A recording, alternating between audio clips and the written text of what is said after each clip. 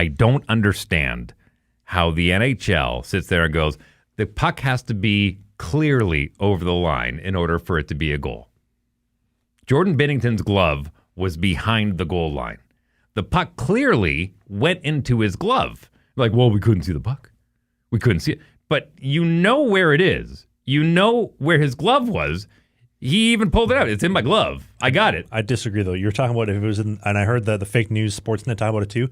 They thought the puck was in the back of the webbing, which it was not. It was on the fingertips, so it was more towards the front of the glove. So it was right along the goal line. That's why I believe they didn't call it a goal. But if he cups it in, like he's not holding it there going, no. That made it to the back of the glove. 100%. There's no doubt in my mind. I don't think it changes the end result. Mm-hmm. I think it's a much tighter game in that third period, much tighter game than what we saw.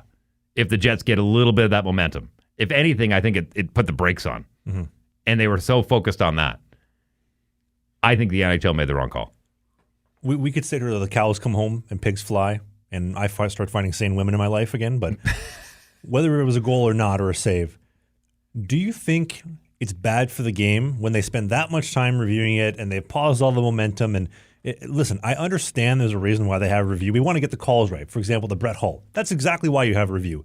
But at some point, do we have to just let them play and understand that there is human error involved in the game? There's going to be a missed call here. There's going to be a missed call there. Let's just play the game and keep it rolling. Do you remember the Chicago White Sox game where I don't watch baseball. There was a pitcher who got absolutely robbed of a perfect game at first base. I remember that. That.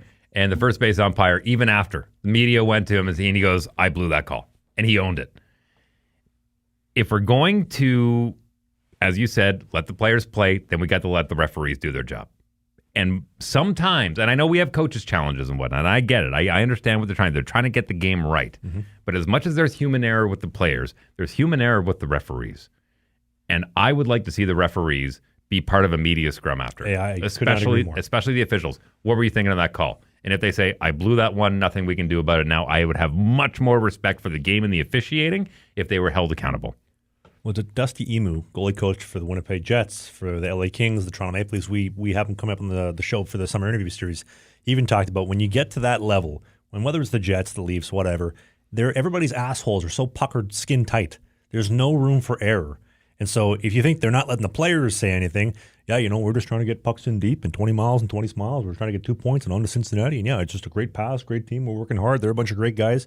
If you think that's bad, you imagine what the NHL would have with the referees? They're never going to have the referees doing media. No. I would love the goalie coaches to come out. Dustin Schwartz, goalie coach for the Edmonton Oilers.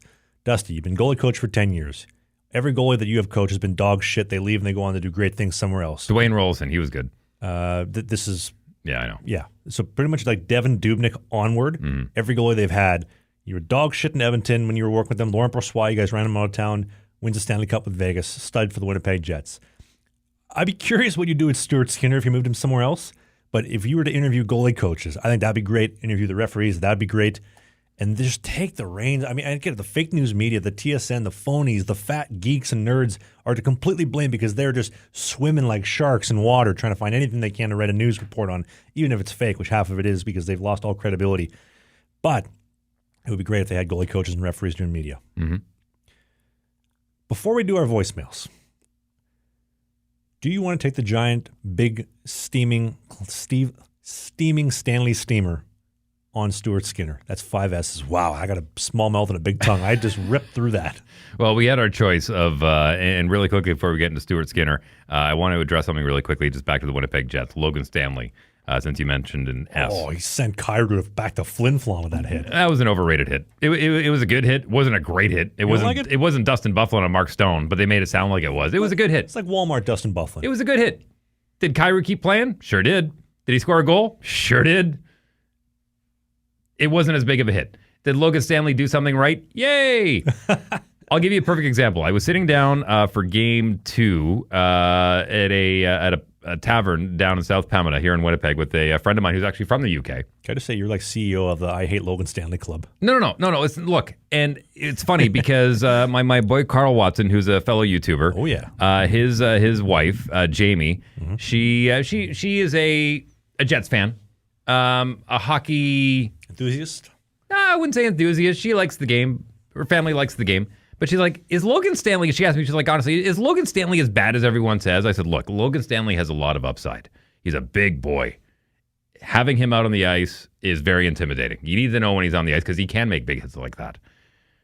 He's at a point right now where the Winnipeg Jets are hoping he ends up like a Tyler Myers. They're hoping that he ends up eventually, hopefully, like a Zdeno Chara, who started off his career like a newborn calf on skates. They're hoping he gets there. He's starting to show a little bit of that in the playoffs, but he's still a liability. He had a great hit. I hope he builds on that. I really, really do, because I think he could be a good hockey player. He has a lot of upside. His downside has been hindering him a lot. As of right now, he's looking good. I hope he can build on that. Back to Stuart Skinner. Hey, more hockey content. It might be old, it might be new, it might be a full episode, it might be a half episode, but you can click these boxes because who doesn't like clicking boxes?